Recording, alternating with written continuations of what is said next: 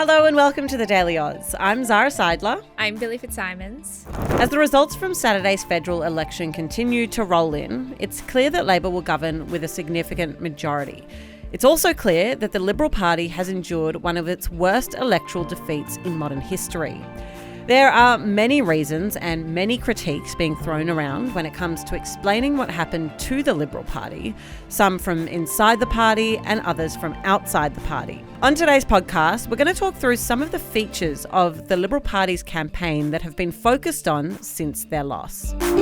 So Zara, we're going to get into all of the reasons that are kind of being thrown around about why the coalition lost this election so substantially. We did briefly touch on it on yesterday's podcast, but we think we should go into it's all a blur. We should go into more detail today. But before we get to that, do you want to just set out the state of play as to where things are at with the counting for the election? Yeah, so at the time of recording, the Liberal Party has picked up just 39 seats in the next parliament. As we spoke about yesterday, that's down from 58 seats.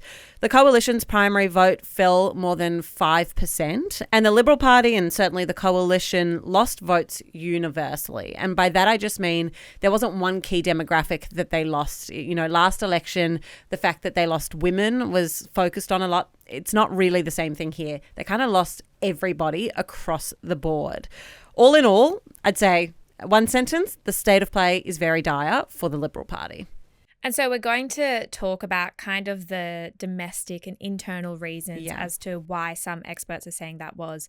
But first, let's look at the potential influence that US President Donald Trump had, because some are saying that that is one of the reasons why they lost as much as they did. Yeah. What are people saying about this? Yeah, this is a really interesting one because you're right. It is an external factor. It is international news, but it does have quite a tangible effect locally. And I think that's for two reasons. The first is that at a time where I don't think it's contentious to say that Donald Trump, there's quite a lot of unpredictability in his politics. At a time like that, voters wanted stability. And so we are seeing, as we spoke about yesterday, a real turn back to the incumbent and sticking with basically a safe pair of hands. But the second part of this is that analysts are saying that the Liberal Party didn't separate themselves enough from Donald Trump. So just to explain that a bit more, a couple of months ago, Donald Trump and his policies were fairly popular. I mean, he won the US election, his inauguration, he did a whole bunch of things. And at that time, Peter Dutton seemed to reflect quite a few of those features here in Australia. So we've spoken about before the fact that he announced a shadow portfolio that was the Department of Government Efficiency. That was understood to be related to the same thing that is led by Elon Musk in the US. He announced plans to cut the public service, similar to the way that Donald Trump did. And he announced plans to end working from home for the public service, again, similar to what we were seeing in the US. Now, while he backflipped on those policies at the end, they were largely seen to be influenced by the US. And so when public sentiment turned away from Donald Trump and when the tariffs were announced and there was a lot of instability, analysts are saying Peter Dutton didn't do enough to separate himself and say, no, we are very different.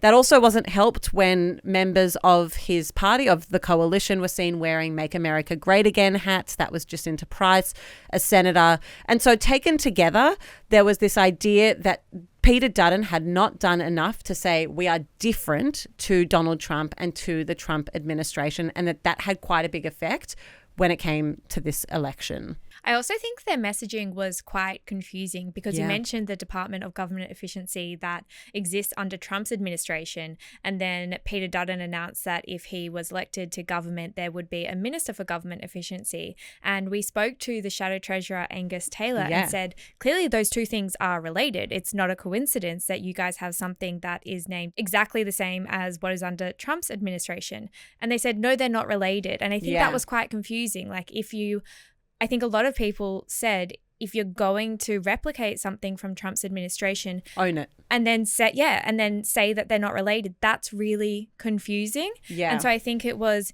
they didn't distance themselves enough, but I think they kind of weren't clear on how they wanted it to be related between the two. And that's why it came across as so confusing. Yeah, I think that goes to a bigger issue, which we'll talk about, which is that I don't think the party itself had settled on whether or not they wanted to be emulating the Trump presidency or not. And, you know, there are lots of different perspectives in modern political parties, and I don't know that they necessarily communicated that in the most effective way possible. Okay, let's move on to what happened domestically. Yeah. Now, in the lead up to this election, part of the electorates that Peter Dutton was trying to win were the outer suburban areas of Australia. Now, we've seen in the results that they have not picked up those seats. They've actually lost pretty much all of them. Yeah. Do you want to take us through that? Yeah, it's interesting. So it was very clear in Peter Dutton's strategy that, as you said, he was really trying to focus on those outer suburban seats. And like you just said, not only did he not win those, but because he wasn't focusing on those inner city seats,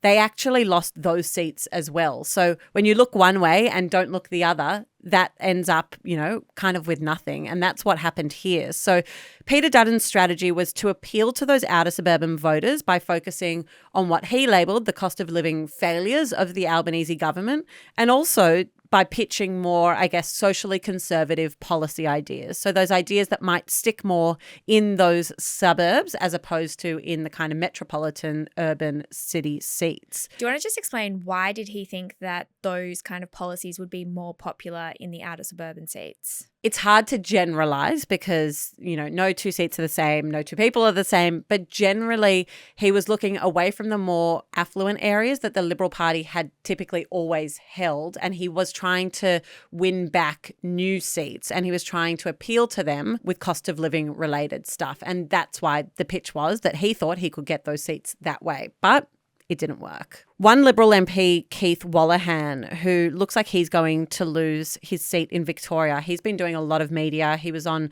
ABC's Insiders on Sunday.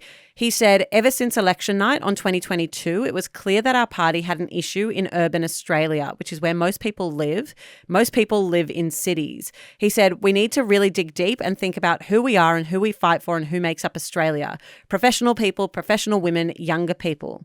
He said that regional and rural party members need to consider what metropolitan-based Aussies are thinking and doing when it comes to the big issues. So basically, he's saying we took our eye off the Liberal base by trying to get these outer suburban voters, and that backfired, and that the party needs to rethink the way that they're going to keep their base moving forward. Sounds like they're having an identity crisis. Genuinely. Which is quite relatable. I mean, same.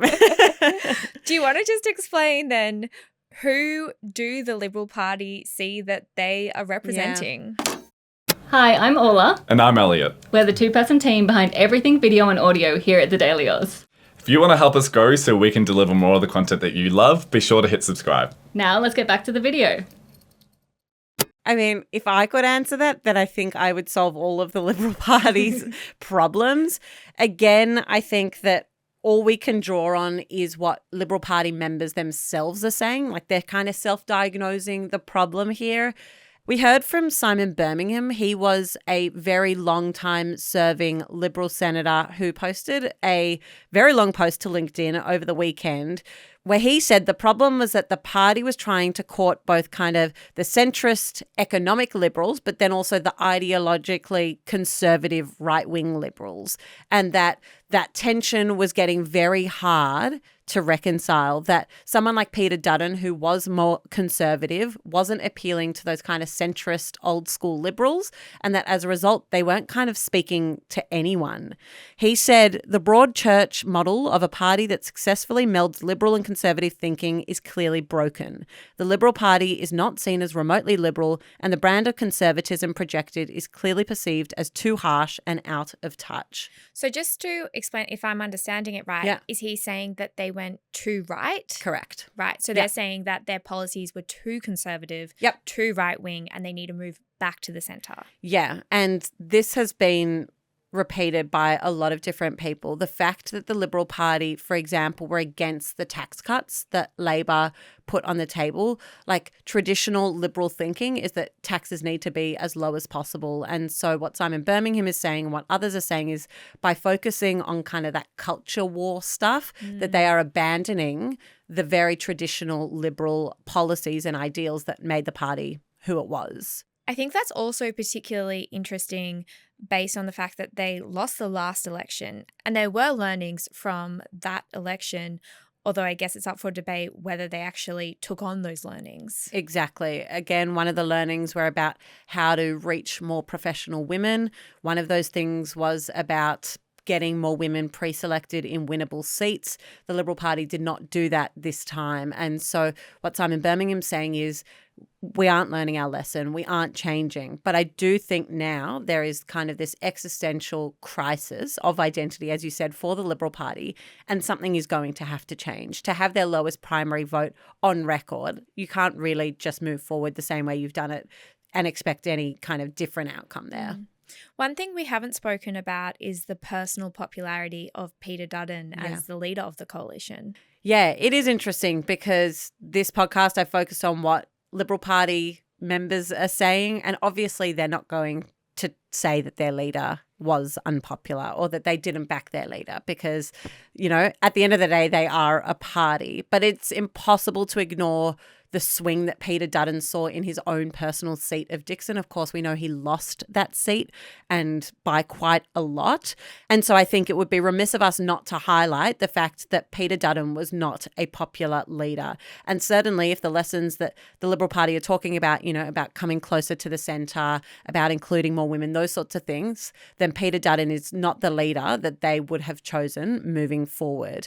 On the flip side, though, on election night, Jacinta Price was saying that she thinks part of the Liberal Party's loss was actually the result of a smear campaign by Labor against the character of Peter Dutton. So she was saying that the reason that they lost was that Peter Dutton's character was basically decimated by these negative campaigns by Labor. But I'm not really seeing many people talking about this. It does seem to be more about the campaign was just not as effective as they wanted it to be. And we briefly touched on yesterday who will replace Peter Dutton now as the leader of the Liberal Party. Yeah. Do you want to explain a little bit more who the contenders are and kind of what their politics are? Yeah, so, I mean, all we can go off is media reporting because no one's explicitly put their hand up and said, I'm going to run for this. And before I go through who is actually in contention, it's important to say that the vote for who becomes leader won't happen until a bit more of the counting is done because we still don't know who's basically going to be in contention because we don't know who's going to be in Parliament. But when that does happen, the people that have emerged as front runners are Angus Taylor, who you sat down with and interviewed. He was the shadow treasurer. He's part of the Conservative faction of the Liberal Party. He's deemed a front runner just because the treasurer is pretty much a 2IC to the leader. One of the kind of downsides, I guess, for him is that people are saying he was in charge of the economic narrative this campaign and that there was a pretty big rejection of that narrative by the people. And could he be seen as too close to Dutton's campaign or his failed campaign to be successful? I know that Holly Hughes, who is one of Angus Taylor's colleagues, was very clear speaking to media saying she does not think it should be him because of how badly the Liberal Party did when it came to their economic policies. But he is considered a frontrunner, so who knows? Another person is Susan Lee. She is a moderate. She is also a woman. And given the fact that a lot of the postmortem seems to be that the Liberal Party has lost its female base, this could be an interesting way to try win women back over. Susan Lee was serving as the deputy leader of the Liberal Party. So she has held senior positions before. So she is definitely one of the ones to keep an eye on. And then lastly, the contender that has emerged perhaps most unexpectedly is Dan Tehan. And I say unexpectedly only because he was kind of expected to lose his seat. Alex Dyson, who we've spoken about, was expected to get very close to unseating him. And that didn't happen. Dan Tehan did maintain his seat. And he's been one of the few people of the list I just spoke about who's been out in front of the media talking about the Liberal Party loss. And he's really kind of gotten ahead of the news cycle there. So he is seen as kind of a safe pair of hands. He's been in Parliament for a long time. He's not very extreme in either direction. So he's also an option for the Liberal Party. So interesting. We'll definitely keep everyone updated once we know who the leader is. Last election, I think it took just over a week for us to know that Peter Dutton would be the next opposition leader. And he was unopposed. Like the voting is a lot easier when it's unopposed. You just need a majority of the party room. But if whoever it is isn't unopposed, then it gets a bit more complicated and it could take quite a bit longer. And I think, interestingly, Peter Dutton last time was the very clear next step. Like he'd tried to do it before. It was clear it was going to be him.